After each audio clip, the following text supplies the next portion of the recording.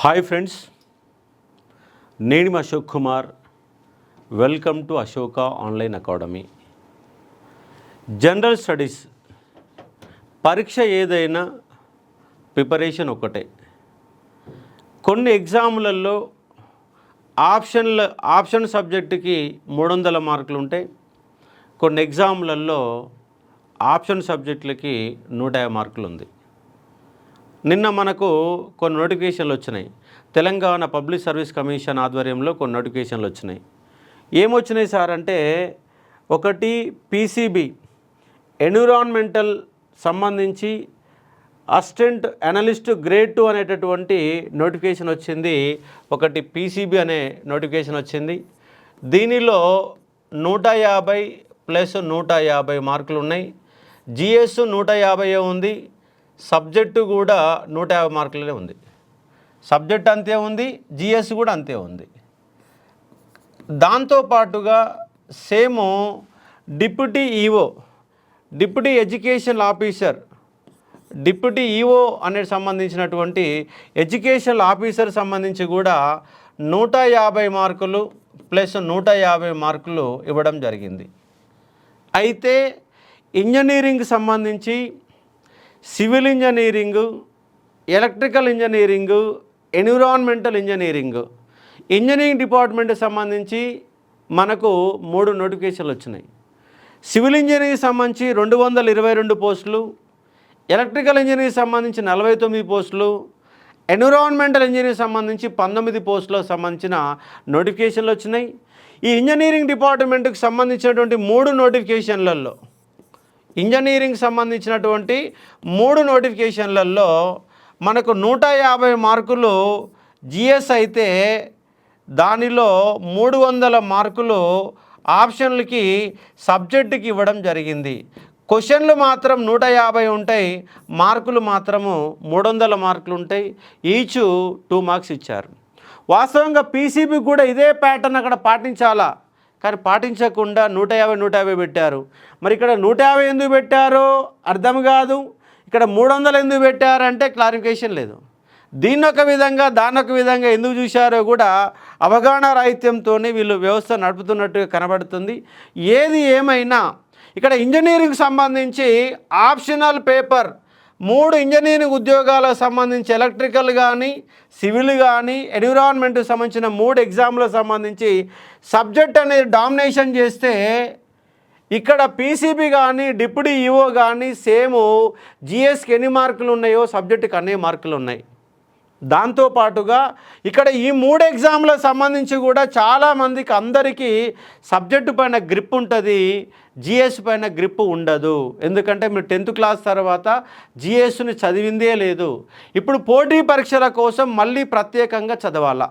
అయితే ఇక్కడ కాన్సెప్ట్ చూడండి. ఇక్కడ పీసీబీ కానీ ఇంజనీరింగ్ సంబంధించిన ఉద్యోగాలకు సంబంధించిన జిఎస్ అనేది స్టాండర్డ్ తక్కువగా ఉంటుంది, స్టాండర్డ్ యావరేజ్గా ఉంటుంది.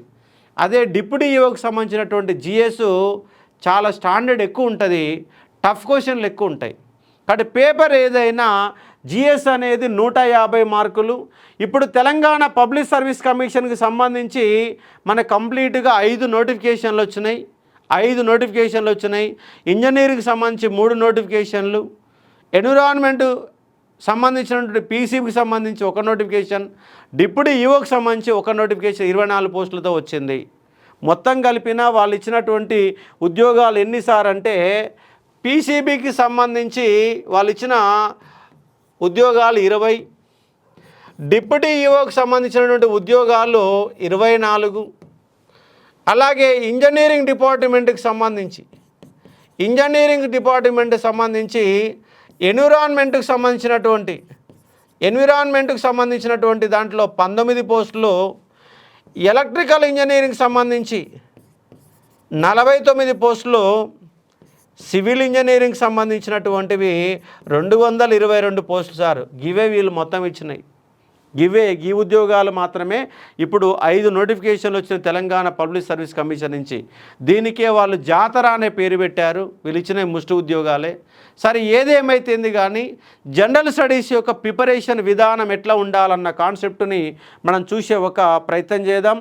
దానిలో భాగంగా అశోక ఆన్లైన్ అకాడమీ జనరల్ స్టడీకి సంబంధించినటువంటి కోర్సుని 1500 రూపాయలతో జనరల్ స్టడీస్ సంబంధించి తెలుగు మీడియం కానీ ఇంగ్లీష్ మీడియం కానీ టోటల్గా 1500 రూపాయలతో దాదాపుగా 800 గంటల క్లాసెస్ మీకు 1500 రూపాయలతో క్లాసెస్ ఇవ్వడం జరిగింది. తెలుగు మీడియం అందుబాటులో ఉన్నది, మరి ఇంగ్లీష్ మీడియం అందుబాటులో ఉన్నది. జనరల్ స్టడీస్ కోర్సును మీరు చూసుకునే ఒక ప్రయత్నం చేయవచ్చు. అలాగే రాబోయే FBO సంబంధించి ఫారెస్ట్ బీట్ ఆఫీసర్ సంబంధించి 100 రూపాయలతో కోర్స్ అనేది మీకు అందజేస్తూ ఉన్నాం. ఇది 1 మంత్ మాత్రమే వ్యాలిడిటీ ఉంటుంది. ఒకసారి అశోక ఆన్లైన్ అకాడమీలో క్లాసెస్ ఎలా ఉన్నాయో చూడాలనుకుంటే ఇది మీరు డౌన్లోడ్ చేసుకొని క్లాసెస్ మొత్తం చూడవచ్చు, చెక్ చేసుకోవచ్చు. ప్రతి సబ్జెక్టు సంబంధించి 4-5 వీడియోలు వినవచ్చు. విన్న తర్వాత సబ్జెక్టు డెప్త్గా ఉందని కనుక మీరు భావిస్తే జనరల్ స్టడీ తీసుకోవచ్చు, లేదా ఫారెస్ట్ బీట్ ఆఫీసర్ కోర్సు తీసుకోవచ్చు. కాబట్టి ఇక్కడ 100 మార్కుల GS ఇక్కడ ఉంటే 150 మార్కుల GS అనేది ఇక్కడ ఉంటుంది. కాబట్టి అర్థం చేసుకునే ఒక ప్రయత్నం చేయండి.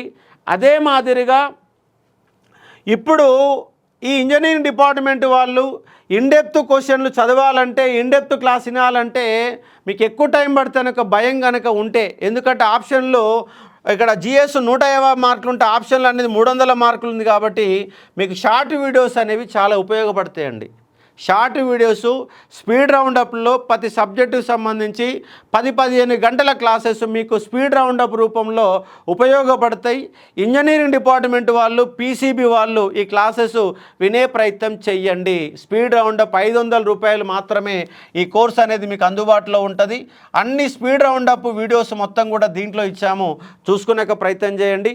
అదే మాదిరిగా తెలంగాణ హిస్టరీకి సంబంధించి కేవలం ₹1 మాత్రమే తెలంగాణ హిస్టరీ క్లాసెస్ దాదాపుగా 70 నుంచి 80 గంటల classes free classes Ashoka online academy అందజేస్తూ ఉంది. ఆ క్లాసెస్ డౌన్లోడ్ చేసుకొని SI కానిస్టేబుల్ కానీ, గ్రూప్ 2 వాళ్ళు కానీ, GS వాళ్ళు కానీ ఎవరైనా ఇనే క్లాసెస్ తెలంగాణ హిస్టరీ అన్ని సబ్జెక్టులలో ఉంటుంది. ఆ క్లాసెస్ చూడండి. అలాగే అశోక ఆన్లైన్ అకాడమీలో short notes, Telangana history, Telangana movement short notes మొత్తంగా అశోక్ సార్ యొక్క బుక్ 400 పెడితే మీకు మార్కెట్లో దొరుకుతుంది. లేదు యాప్లోనే మీరు కొనుక్కొని చూడవచ్చు. తెలంగాణ హిస్టరీ, తెలంగాణ మూమెంట్ రెండు కలిపి దాదాపుగా 25 నుంచి 30 క్వశ్చన్లు వస్తుంది. కేవలం షార్ట్ నోట్స్ మీకు ఇంజనీరింగ్ డిపార్ట్మెంట్ వాళ్ళకు చాలా ఈజీగా 90% క్వశ్చన్లు ఆ షార్ట్ నోట్స్లోకి వెళ్ళి వస్తాయి. కాబట్టి Telangana movement book, Ashok sir యొక్క మూమెంట్ బుక్ మీరు పర్చేజ్ చేసుకుంటే ఉపయోగపడుతుంది. ఇక సబ్జెక్ట్లోకి వెళ్ళే ఒక ప్రయత్నం చేద్దాం. ఇంజనీరింగ్ డిపార్ట్మెంట్ వాళ్ళు బేసిక్స్ పైన దృష్టి పెట్టండి. అదే డిప్యూటీ ఈఓలు మాత్రము సీరియస్గా ఇన్డెప్త్గా చదవాల్సిన అవసరం ఉంటుంది. మరి దీంట్లో ఏమేమి సబ్జెక్టులు ఉన్నాయి సార్ అంటే మొత్తంగా మనకు 15 అంశాలు ఇచ్చారు సార్. 15 అంశాలు ఇచ్చారు. ఈ 15 అంశాలని మనం డివైడ్ చేసుకునే ఒక ప్రయత్నం చేద్దాం. ఎట్లా చదవాలో చూసే ఒక ప్రయత్నం చేద్దాము. చూడండి, ఇక్కడ ఈ 15 సబ్జెక్టులలో ఒకటేంటి సార్ అంటే జాగ్రఫీ. 1 జాగ్రఫీ, 2 చరిత్ర హిస్టరీ, 3 పాలిటీ, 4 ఎకానమీ. ఈ 4 సబ్జెక్టులు.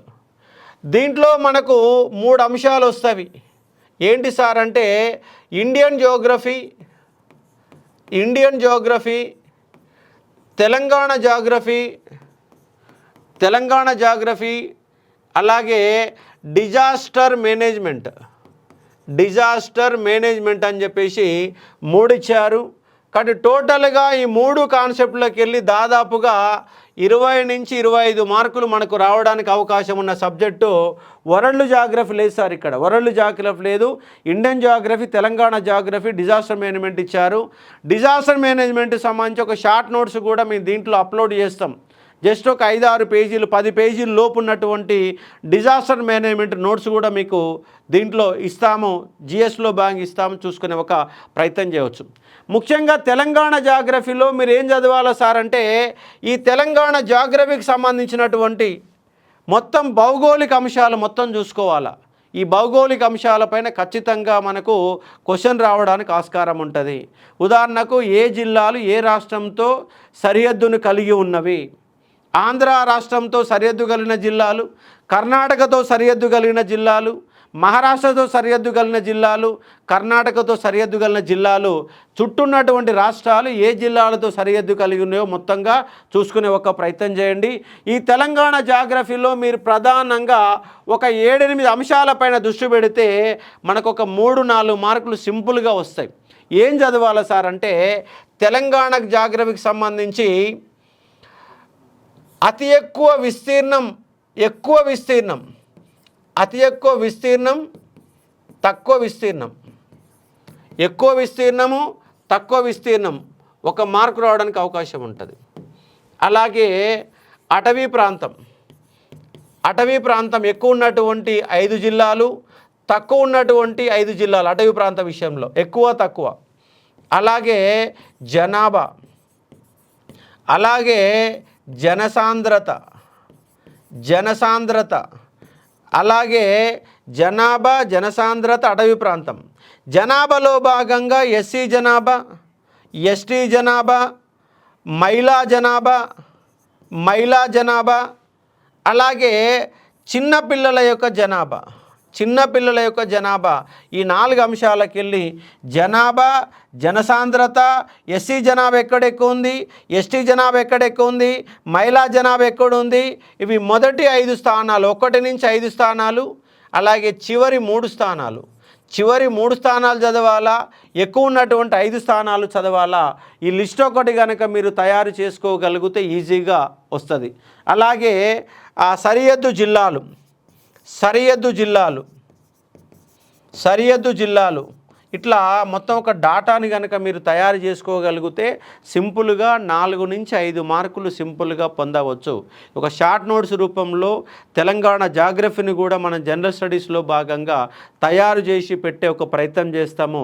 ఎందుకంటే ఈ ఒక షార్ట్ నోట్స్లకి ఎక్కువ క్వశ్చన్లు ఇంజనీరింగ్ వాళ్ళకు చాలా ఉపయోగపడతాయి కాబట్టి తెలుగులో, ఇంగ్లీష్లో కూడా పెట్టే ప్రయత్నం చేస్తాం, తెలుసుకునే ఒక ప్రయత్నం చేయవచ్చు.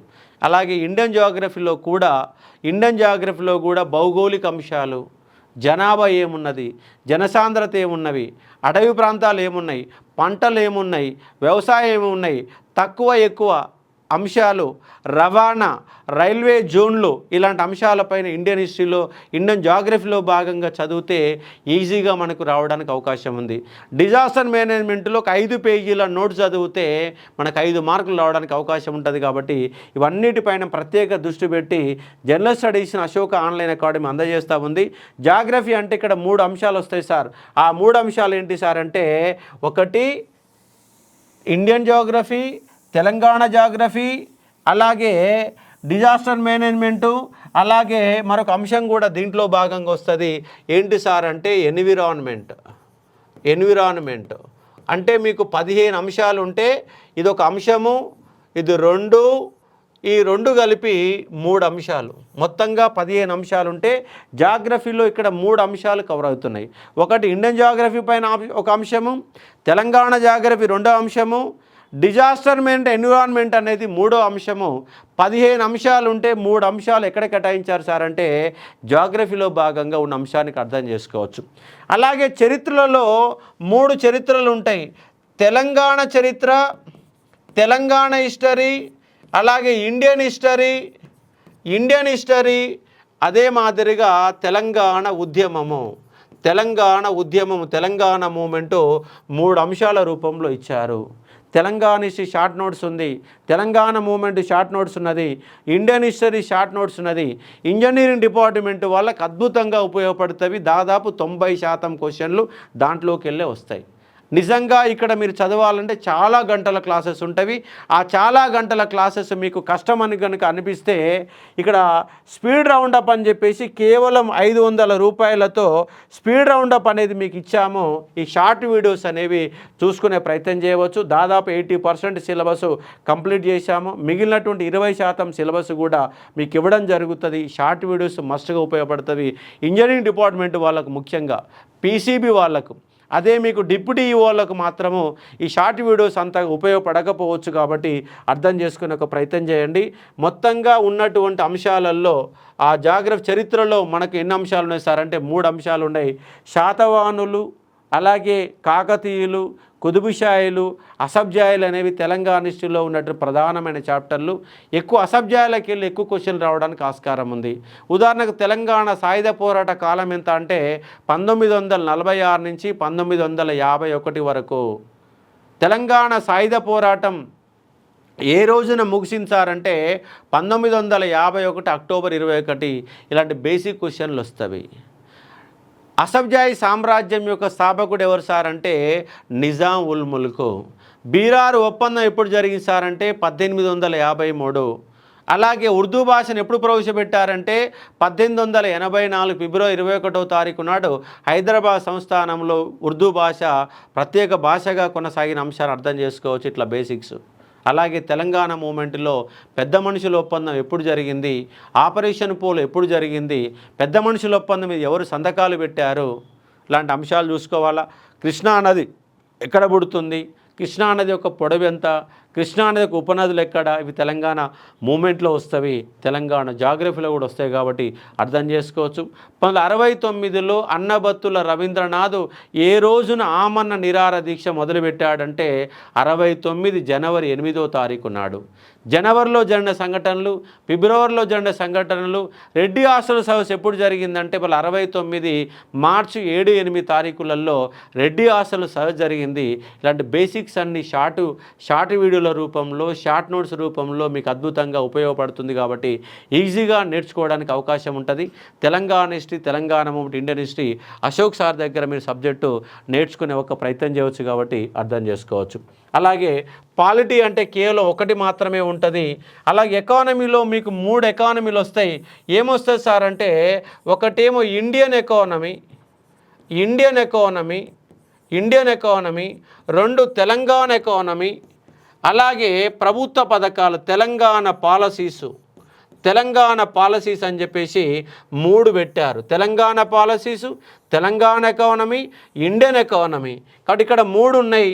3 1 4, 4 3 7, 7 3 10. ఈ 4 సబ్జెక్టులకు వెళ్ళి మొత్తం 15 సబ్జెక్టులు ఉంటే 15 సబ్జెక్టులకు వెళ్ళి 4 సబ్జెక్టులకు వెళ్ళి మీకు 10 అంశాలు వచ్చిన అంశాన్ని ఇక్కడ అర్థం చేసుకోవచ్చు. పాలిటీలో కూడా చాలా బేసిక్స్ అండి. ఉదాహరణకు భారతదేశానికి సంబంధించిన భూభాగానికి సంబంధించిన ఆర్టికల్స్ ఏంటివి, పౌరసత్వానికి సంబంధించిన ఆర్టికల్ ఏంటివి. అదేవిధంగా బేసిక్స్, ఇంజనీరింగ్ డిపార్ట్మెంట్ కాబట్టి బేసిక్స్ అడుగుతారు. ప్రాథమిక హక్కులకు సంబంధించినటువంటి ప్రాథమిక అంశాలు, ఆదేశిక సూత్రాలకు సంబంధించిన ప్రాథమిక అంశాలు, కేంద్ర ప్రభుత్వం అంటే ఏంది, రాష్ట్ర ప్రభుత్వం అంటే ఏంది, పార్లమెంట్ అంటే ఏంది, సుప్రీంకోర్టులో న్యాయమూర్తుల సంఖ్య ఎంత, సుప్రీంకోర్టులో ఎవరి జీతాలు ఎంత ఉంటాయి, హైకోర్టుల యొక్క ఎవరి జీతాలు ఎంత ఉంటాయి, గవర్నర్ యొక్క అధికారాలు ఏంది, రాష్ట్రపతి యొక్క అధికారాలు ఏంది, ఉపరాష్ట్రపతి యొక్క అధికారాలు ఏంది, బేసిక్స్ మాత్రమే అడుగుతారు కాబట్టి చాలా ఇన్డెప్త్ సబ్జెక్ట్ ఇక్కడ మనకి ఏం అవసరం లేదు. పాలిటీలో భాగంగా చూసుకోవచ్చు.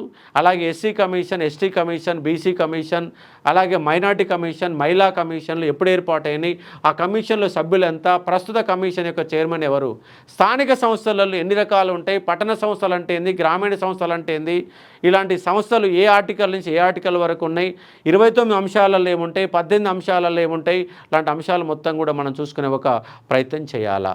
దాంతోపాటుగా కేంద్ర రాష్ట్ర సంబంధాలలో ముఖ్యమైన కమిటీలు ఏమున్నాయి, కమిషన్లు ఏమున్నాయి, సర్కారీ కమిషన్ ఏం చెప్తున్నది, కేంద్ర ప్రభుత్వంలో ప్రధానమంత్రి యొక్క విధులు ఏంటి, రాష్ట్రపతి యొక్క అధికారాలు ఏంటి, ప్రత్యేక అధికారాలు ఏమున్నాయి, అత్యవసర అధికారాలు ఏం చెప్తున్నాయి, ఎప్పుడు అత్యవసర పరిస్థితి విధిస్తారు, లాంటి బేసిక్స్ పైన మనం దృష్టి పెడితే పాలిటీ పైన క్వశ్చన్లు రావడానికి ఆస్కారం ఉంది కాబట్టి అర్థం చేసుకోవచ్చు. కాబట్టి జాగ్రఫీ, చరిత్ర, పాలిటీ, ఎకానమీ ఈ 4 సబ్జెక్టులకి వెళ్ళి మొత్తంగా 15 సబ్జెక్టులు ఉంటే ఇక్కడ మీకు 10 సబ్జెక్టులు కవర్ అవుతున్న అంశాన్ని ఇక్కడ అర్థం చేసుకోవచ్చు. అలాగే మరొక అంశం ఏముంది సార్ అంటే కరెంట్ అఫైర్స్ ఉన్నది. కరెంట్ అఫైర్స్ అనే సబ్జెక్టుని మనకు 2 అంశాల కింద ఇచ్చారు. ఒకటి జాతీయ, అంతర్జాతీయ, స్థానికం అనే ఒక 3 పాయింట్ల పైన కరెంట్ అఫైర్స్ ఇస్తే మరొక అంశం అంతర్జాతీయ సంబంధాలు అని చెప్పేసి మరొక అంశం ఇచ్చారు.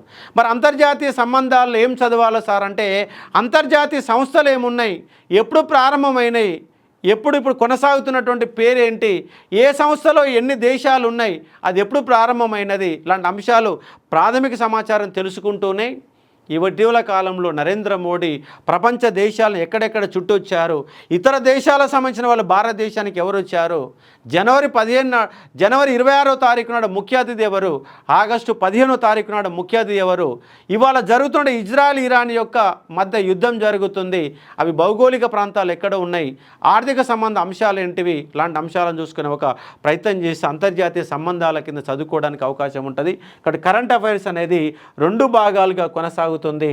దీంతో ఎన్నైనా సార్ అంటే 12 అంశాలు అయినాయి. ఇక 3 అంశాలు ఏంటి సార్ అంటే, ఒకటి ఇంగ్లీషు, ఇంకోటి ఏంటి సార్ అంటే ఇంగ్లీష్ అనేది దాదాపుగా మనకు 25 మార్కులు ఖచ్చితంగా వస్తాయి. బేసిక్ ఇంగ్లీషు పైన దృష్టి పెట్టే ఒక ప్రయత్నం చేయండి. అదే మాదిరిగా మెంటల్ ఎబిలిటీ, ఈ మెంటల్ ఎబిలిటీ నుంచి కూడా మనకి ఎన్ని మార్కులు వస్తాయి సార్ అంటే 20 నుంచి 25 మార్కులు వస్తాయి. కాబట్టి ఇక్కడ మనకు ఇసాక్ సారు చాలా సింపుల్గా ఒక 30-40 గంటలలోనే సిలబస్ మొత్తం కవర్ అయ్యే విధంగా చాలా తక్కువ అవర్సులలో ఎక్కువ సబ్జెక్ట్ ఇచ్చిన వ్యక్తి ఎవరు సార్ అంటే ఇసాక్ సార్ క్లాసెస్ మనకు అందుబాటులో ఉంటాయి కాబట్టి చూసుకునే ఒక ప్రయత్నం చేయవచ్చు. ఇక మిగిలినటువంటి అంశం ఏంటి సార్ అంటే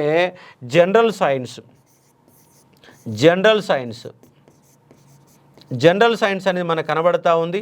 కాబట్టి జనరల్ సైన్స్లో కూడా 20 నుంచి 25 మార్కులు వస్తాయి కాబట్టి అర్థం చేసుకునే ఒక ప్రయత్నం చేయవచ్చు. ఇక ఫైనల్గా ఉన్న అంశం ఏంటి సార్ అంటే సోషల్ ఎక్స్క్లూజన్ అని చెప్పేసి మనకి ఇస్తూ ఉన్నారు. ఈ సోషల్ ఎక్స్క్లూజన్లో మహిళలు, పిల్లలు, ఎవరైతే అణచివేత గురవుతున్నట్టు వర్గాలు ఉన్నాయో అణచివేత వర్గాలకు సంబంధించిన అంశాలనే సోషల్ ఎక్స్క్లూజన్ కింద ఇస్తారు. కాబట్టి వికలాంగులు, మహిళలు, ఎస్సీ ఎస్టీ వర్గాలు, అలాగే థర్డ్ జెండర్ సంబంధించిన హక్కులు, వాళ్ళకి సంబంధించిన చట్టాలు, వాళ్ళకి సంబంధించిన పథకాలు, వాళ్ళకి ప్రత్యేక సౌకర్యాలు లాంటి అంశాలపైన సోషల్ ఎక్స్క్లూజన్ అనే కాన్సెప్ట్తోని మనకు జనరల్ స్టడీస్లో భాగంగా పెట్టిన అంశాన్ని ఇక్కడ మీరు అర్థం చేసుకునే ఒక ప్రయత్నం చేయవచ్చు.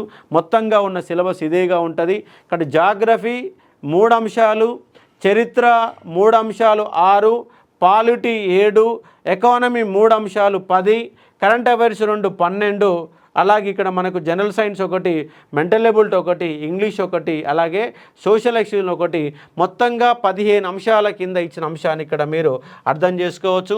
అయితే ఇక్కడ తెలంగాణ ఎకానమీ, ఇండియన్ ఎకానమీ అనేది ఒకటే అంశం కింద ఇచ్చారు, అలాగే తెలంగాణ పాలసీస్ అని మరొక అంశంగా ఇచ్చారు. ఇట్లా మొత్తం లెక్క పెడితే మనకు 15 అంశాలు అవుతున్నాయి. ఇక్కడ ఇంజనీరింగ్ డిపార్ట్మెంట్ వాళ్ళ బేసిక్స్ పైన దృష్టి పెట్టండి. డిప్యూటీ ఈఓలు మాత్రం కాన్సెప్ట్ బేస్లో చదివినప్పుడు మాత్రమే సాధ్యమవుతాయి. దీనికి సంబంధించిన క్లాసెస్ మొత్తం కూడా అశోక ఆన్లైన్ అకాడమీలో యాప్లో ఇంగ్లీష్ మీడియంలో, తెలుగు మీడియంలో, అదేవిధంగా షార్ట్ నోట్స్లు, షార్ట్ వీడియోస్ మొత్తం కూడా అందుబాటులో ఉంటాయి. ఒక్కసారి మీరు కనుక తెలంగాణ హిస్టరీకి సంబంధించినటువంటి ₹1 కోర్సు కనుక డౌన్లోడ్ చేసుకొని మీరు క్లాసెస్ వినే ఒక ప్రయత్నం చేయవచ్చు. అలాగే స్పీడ్ రౌండప్, ఇంజనీరింగ్ డిపార్ట్మెంట్ వాళ్ళ స్పీడ్ రౌండప్, దాంతోపాటుగా ఫారెస్ట్ బీట్ ఆఫీసర్ సంబంధించిన వీడియోస్ కూడా దాంట్లో ఉంటవి.